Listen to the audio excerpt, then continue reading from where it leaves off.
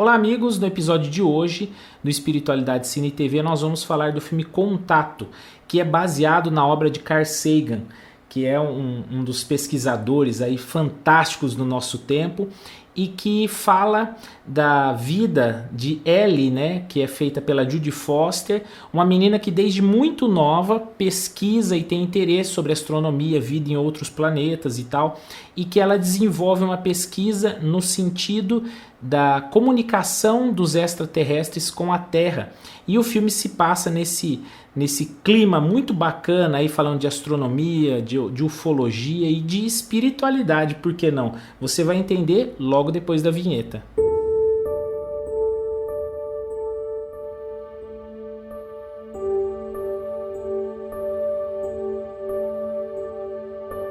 O filme já começa com uma imagem espetacular, que mostra a Terra e se afastando da Terra, né? A câmera vai se afastando da Terra e quanto mais distante da Terra vai ficando, ele vai mostrando áudios, falas, frases famosas de tempos atrás, dando a impressão que da questão tempo e espaço, né? Do afastamento da Terra e dessas mensagens que estão lá no passado e que foram caminhando ao longo do universo distante, né? É muito legal essa relação que já se faz no começo do filme. O filme, de um modo geral, ele é maravilhoso, ele é muito lindo, tanto na questão poética quanto na questão filosófica, porque Carl Sagan, além de cientista, ele também tem essa pegada bem filosófica, né? Aquilo que a ciência ainda não consegue explicar, ele coloca de maneira filosófica, de uma forma fantástica. Então o filme vai mostrando logo no começo, afastando-se da Terra, mostrando o quão pequeno nós somos e o quão imenso é o universo. E depois já faz uma correlação, porque isso vai se afastando e depois volta o zoom direto da pupila da menina Ellie, que está ali no seu radioamador tentando fazer contato com pessoas distantes de outros estados, e ela consegue inclusive fazer contato com um local na Flórida, né? Então é muito bacana, e ela sempre questionando, quanto mais distante ela consegue o contato, mais longe ela quer ir. Ela chega até a perguntar para o pai, será que nós conseguimos fazer contato com o Alasca, com a China, com a Lua, com Júpiter, com Saturno? É muito interessante. E quanto mais distante ela vai indo, ela pergunta para o pai, será que nós conseguiríamos fazer contato com a mamãe? Que a mãe dela já havia desencarnado no nascimento dela, né? Problemas, se eu não me engano, complicações no parto, ela teve a mãe dela desencarnada ali. E ela questiona, então, será que nós poderíamos fazer contato com a mamãe? E no desenrolar da história, ainda nessa época de infância, ela com 9 anos, o pai dela desencarna por um problema cardíaco e ela fica sozinha, entre aspas, e ali começa a saga dela de estudar, de se formar e buscar alguma coisa nessa área de comunicação fora da Terra. Depois dessa fase de infância, o filme mostra ela já adulta e trabalhando no Projeto 7. O Projeto 7, inclusive estou deixando o link aí na descrição, é um projeto que busca encontrar sinais de radiofrequência de civilizações extraterrestres que possam estar tentando se comunicar com a Terra. Então é uma pesquisa já antiga, muito séria, e no filme mostra a Ellie trabalhando no radiotelescópio de Arecibo, né, em Porto Rico, que é um dos maiores campos de pesquisa, né, porque tem o maior radiotelescópio do mundo que pesquisa essa questão das comunicações de radiofrequência, referências do Projeto 7 nessa questão de pesquisa. No filme, então, mostra ela trabalhando lá, até que num dado momento o governo decide interromper o financiamento desse projeto e ela tem que ir embora de lá porque o projeto está sendo cancelado, né? E no meio de toda essa pesquisa lá em Porto Rico e também com o final do projeto, ela conhece o Joss, que é um teólogo, né? Ele não chegou a se formar padre, mas é um teólogo que tem uma visão muito bacana, porque ao longo do filme você vai vendo que existe um embate dentro dela sobre ciência e fé.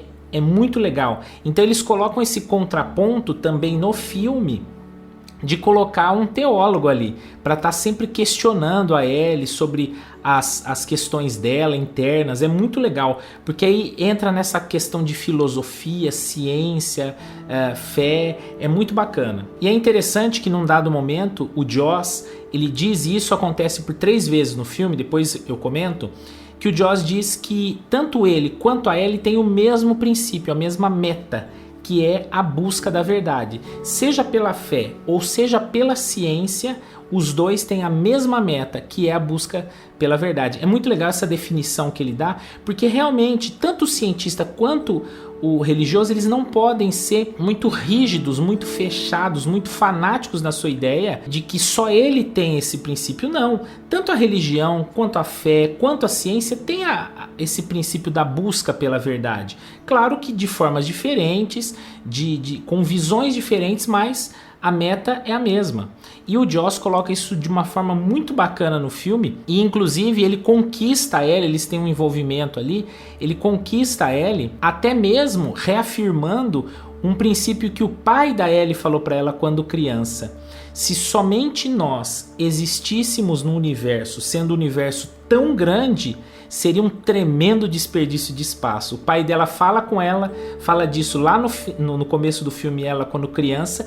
O Joss fala no meio do filme, e no final do filme também ela repete para um grupo de crianças que mais pra frente vou comentar também. Um novo momento do filme é quando a Ellie sai ali de Porto Rico, porque o projeto tinha sido cancelado, a verba tinha sido encerrada ali, né?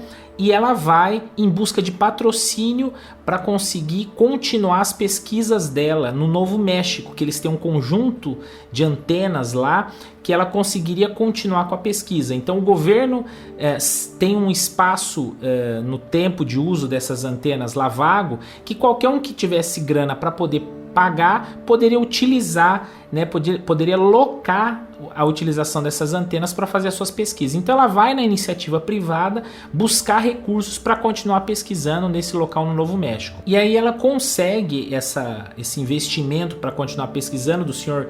Hayden, pessoa icônica que vive sempre escondido, que é um bilionário, mas que nunca aparece, e ele resolve investir na Ellie, na pesquisa dela, e ela vai para o Novo México, fica ali durante anos. E 4 anos depois dela iniciar as pesquisas ali no Novo México, ela consegue um sinal, que é aí que é o ponto central do filme. Ela consegue um sinal, esse sinal vem, inicialmente eles imaginam como um sinal sonoro, depois eles abrem uma outra frequência, vem que tem imagens também, e aí eles, ampliando essa imagem, decodificando esse sinal, eles descobrem que esse sinal está codificado em matemática, né? Em aritmética. E aí a Ellie até fala, né, que a língua oficial do universo seria a matemática, porque ela é universal, que todos os planetas, independente da sua língua, conseguiriam entender. Eles começam lá um sinal com números primos. É muito interessante, é um filme de nerd que você vê muitos princípios científicos ali bem colocados de maneira muito legal. E aí depois eles decodificando esse sinal, as imagens e tal, eles descobrem que aquilo ali na verdade é uma planta, né? Que a primeira imagem que eles conseguem ver é uma transmissão das Olimpíadas, da abertura das Olimpíadas na Alemanha, que tá inclusive o Hitler e tal, que foi um sinal que foi transmitido para fora da Terra, e aí é como se estivesse mostrando, olha, o sinal voltou, é porque nós entendemos, vocês estão aí, né, esses extraterrestres. E aí eles conseguem decodificar e veem que aquilo não é simplesmente algo sonoro ou uma imagem, são mais de 68 mil páginas, é um manual de instruções de como criar uma máquina que poderia levar alguém para fora da Terra. E aí o governo americano constrói uma máquina, eles tentam enviar um cara lá, existe toda uma campanha, não vou entrar em detalhes para a gente não ficar muito longo. Eles constroem essa máquina, mas um fanático religioso explode uma bomba lá e detona toda essa máquina, o sonho parece que acabou e tudo mais. Inclusive, um aspas aqui, durante o filme mostra-se muito essa questão de fanatismo místico, religioso, e nós não podemos ter essa visão dos extraterrestres dessa forma. Kardec coloca lá na codificação pelos espíritos superiores que todos os planetas são habitados. Então nós temos que entender que o extraterrestre não é um monstro que vive em outro planeta verde ou com anteninhas, mas sim são irmãos nossos em graus diferentes de evolução que vivem lá fora. Então a gente não pode ter essa visão de fanatismo religioso ou fanatismo místico acerca desse assunto. Nós temos que entendê-lo com naturalidade. Continuando então, depois da explosão dessa primeira máquina, a Ellie descobre, através desse Sr. Hayden, que existe uma segunda máquina no Japão e ela é escolhida para ser enviada para fora da Terra nessa máquina. Então ela vai para o Japão, faz todo o treinamento, fazem todos os testes e finalmente ela embarca nessa viagem com uma série de câmeras monitorando a experiência. Quando ela cai nessa cápsula que ela está dentro na máquina, ela entra num túnel dimensional, né? Que aí, se você estuda a física, estuda Carl Sagan, tal, você vê que ele fala muito disso, dos buracos negros, dos buracos de minhoca, dos túneis dimensionais. É muito interessante. Em ciência se fala muito disso, que não existem comprovações científicas, né, concretas a respeito disso, e por isso divaga-se muito na ideia do que o que seria, como seria, onde levaria tudo isso, né? E aí o filme entra nessa questão filosófica mesmo, que é sensacional. Ela entra nesse túnel, ela chega até essa estrela que eles visualizam que de onde teria partido o sinal, que seria Vega. E aí depois ela entra num outro túnel, ela diz, olha, são caminhos, são locais de trânsito, né, esses túneis. Ela chega num outro local que é quaternário, né, ou seja, 3 estrelas iluminando aquele sistema, né. Ela visualiza um planeta, e aí eu abro uma observação aqui muito, muito interessante, porque ela visualiza esse planeta e ela vê uma cidade toda iluminada. E essa cidade, galera, se você pegar o filme Nosso Lar e pegar esse trecho do filme, que inclusive eu tô deixando um link com os prints das telas do filme, na hora que entra nesse local aí, ela visualiza essa cidade. Você vê que a construção urbanística dessa cidade é em formatos geométricos, como aparece no filme Nosso Lar. Então é muito interessante, porque você vê civilizações talvez mais avançadas do que nós, elas têm uma construção urbanística muito mais caprichada do que a gente vê aqui na Terra. E no momento que ela vai para um outro túnel, ela vê um evento celeste fantástico, que aí ela começa a dizer, eu não tenho palavras para descrever isso, é lindo demais. Ela até diz assim, é muito lindo, poesia. É interessante porque aí nessa questão de que a gente não consegue descrever as coisas, que, por exemplo, as imagens ou a música ou a poesia consegue expressar, não é? Então é sensacional essa parte que ela diz, poesia, simplesmente, né? Vocês deveriam ter mandado um poeta, porque é algo sensacional, não consigo descrever. E nesse momento entra a parte que eu julgo a parte mais linda do filme, que é quando nesse sistema em que ela está, ela meio que adormece. Então ali você já não sabe dizer se é realidade, se é mental, se é espiritual, se é físico, né? O filme deixa isso tudo muito aberto, isso que é legal. No filme Contato não se define nada, ele deixa você pensando a respeito disso, e aí é onde nós estamos fazendo aqui esses comentários. E ela adormece e chega num local que é exatamente o ambiente que ela tinha desenhado. Ela tinha feito um desenho quando criança e mostrado para o pai, que seria Pensacola, né? Que é um local lá na Flórida, que ela desenha uma praia com coqueiros e tudo mais, e o local onde ela vai ali é exatamente o mesmo local em que ela desenhou quando criança. E ela olha assim, vem vindo uma pessoa na direção dela, ela não sabe se é um extraterrestre, e a imagem começa a se formar mais clara, quando ela vê, é o pai. E aí ela se questiona muito, né? Porque ela fez uma viagem para fora da Terra, né? Não sabemos, não está definido aí se é viagem mesmo, se é dimensional, se é espiritual, se é mental, enfim. E ela fez uma viagem para fora da Terra, viaja milhares de anos-luz para chegar num local e encontrar o pai desencarnado. Então essa é uma outra coisa interessante, que é essa relação de extraterrestre e espírito desencarnado. São os diversos mundos habitados. Os planetas são habitados por formas de vida diferentes da Terra. Nós somos organismos vivos baseados no carbono, podem haver outros organismos baseados em silício, por exemplo, em outro planeta, ou matéria espiritual, espíritos que vivem em outros planetas, já somente em perispírito, né? Então essa questão aí é sensacional no filme. E aí acontecem alguns diálogos incríveis que eu vou ler aqui com vocês. Vocês leram meus pensamentos, minhas lembranças, até Pensacola, que é o local. Aí ele responde: achamos que isso facilitaria. É muito comum no plano espiritual espíritos superiores plasmarem locais, cidades até, né, ou casas, ou ambientes, para que nós nos sintamos mais em paz, mais acolhidos. Então é interessante essa experiência, que pode ser um ambiente plasmado para que ela se sentisse mais acolhida ali naquele local. Aí ela faz uma outra pergunta: todos vêm para cá por aquele sistema que vocês construíram? Ele responde: não fomos nós. Não sabemos quem o construiu. Foram embora antes que chegássemos. Talvez um dia voltem. Que é o princípio que no filme Prometheus fala a respeito de quem construiu a Terra, que talvez...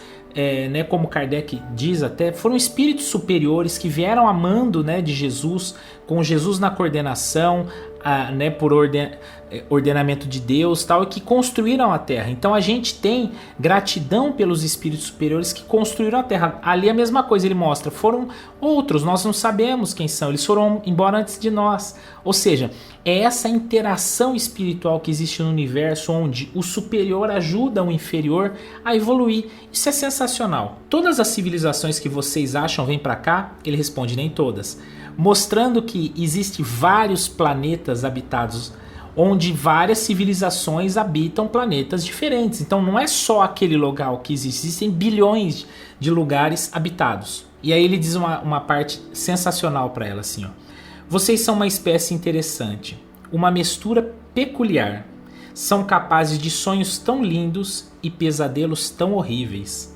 Sentem-se tão perdidos, tão isolados, tão sozinhos, mas não estão sós. E aí ele continua: em todas as nossas buscas, a única coisa que torna o vazio suportável são os outros. Ou seja, essa integração universal de todos os espíritos, que todos são filhos do mesmo Deus. Então todos nós somos irmãos. Então essa integração é extraordinária. Aí ela pergunta: e o que acontece agora? Você vai para casa. Para casa? Mas eu tenho tantas perguntas.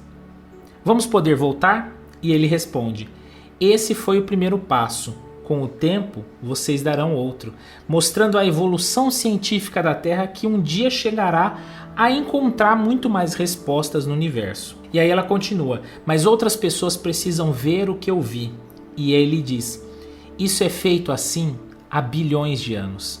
Ou seja, gente, nós não podemos ter a visão fechada de que o que nós entendemos por história da humanidade é toda a verdade. Existe uma verdade muito mais ampla, um universo muito maior do que aquele que nós conhecemos. Depois disso, ela volta dessa viagem e ela cai, né, na máquina ali numa tela, né, de proteção, e que para ela se passou 18 horas, mas para quem estava na Terra, vamos dizer assim, foi uma fração de segundos. A máquina simplesmente caiu, né? E aí começa todo esse combate entre ela e os outros pesquisadores, dizendo: olha, não aconteceu nada, você simplesmente caiu. E ela fala: não, aconteceu isso, conta toda a história. Vai ver no material, não tem nada gravado, as câmeras gravaram apenas estática. E aí no depoimento dela, todo mundo questionando, não havia nenhuma prova, né, concreta de que ela realmente tinha ido para algum túnel dimensional. E ela diz assim: eu recebi algo maravilhoso, algo que me mudou para sempre, uma visão do universo que nos mostra sem dúvida quão pequenos somos, insignificantes, mas raros e preciosos todos somos. Uma visão que mostra que fazemos parte de algo maior e que nenhum de nós está sozinho. Sensacional, né? Ela termina o depoimento dela dessa forma. E aí depois, terminando, não chegou a conclusão nenhuma, né?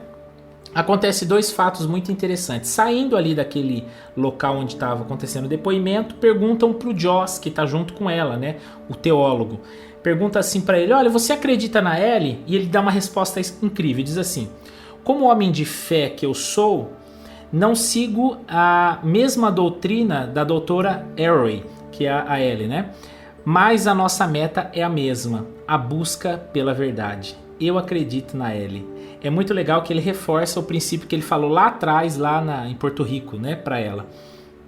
E aí depois mostra uma das responsáveis pela definição do estudo, ali o que tinha acontecido, conversando com outro responsável do comitê do governo ali, né? E ela diz pro cara assim: olha, interessou-me sobretudo a parte da câmera da doutora Arroway. Não me interessa o fato que tenha gravado estática. O que me interessa é que gravou cerca de 18 horas de estática. Ou seja, mostra que há alguma coisa ali, né? Alguma coisa não está certo. Como que uma fração de segundos e a câmera gravou 18 horas? Aí tudo isso acaba, mostra ela continuando com a pesquisa lá no Novo México mesmo, onde ela fez a descoberta, e mostra um grupo de crianças visitando ali o local e ela apresentando, mostrando todas as coisas. E o menininho chega para ela e pergunta: existem outras pessoas no universo? Aí ela responde um negócio que é extraordinário, que é um princípio que eu tenho para minha espiritualidade. O mais importante é que vocês busquem as suas próprias respostas. Ela diz para o menino. Isso é incrível. É isso que nós precisamos. Nós precisamos ter a nossa espiritualidade, mas que nós estudemos, que nós possamos ir em busca das nossas respostas. E que nem sempre elas são as mesmas do outro, mas que para nós elas fazem mais sentido. Então a gente tem que ter essa mente aberta para pesquisar a ciência e também a espiritualidade. Não sejamos fechados e nem fanáticos em nenhuma delas. E encerrando, ela diz para os meninos, e é dessa forma que eu encerro esse vídeo: o universo é um lugar muito grande, maior do que qualquer coisa que qualquer um possa sonhar. Portanto, se só nós existíssemos, seria um tremendo desperdício de espaço. Pense nisso. Um grande abraço e até mais.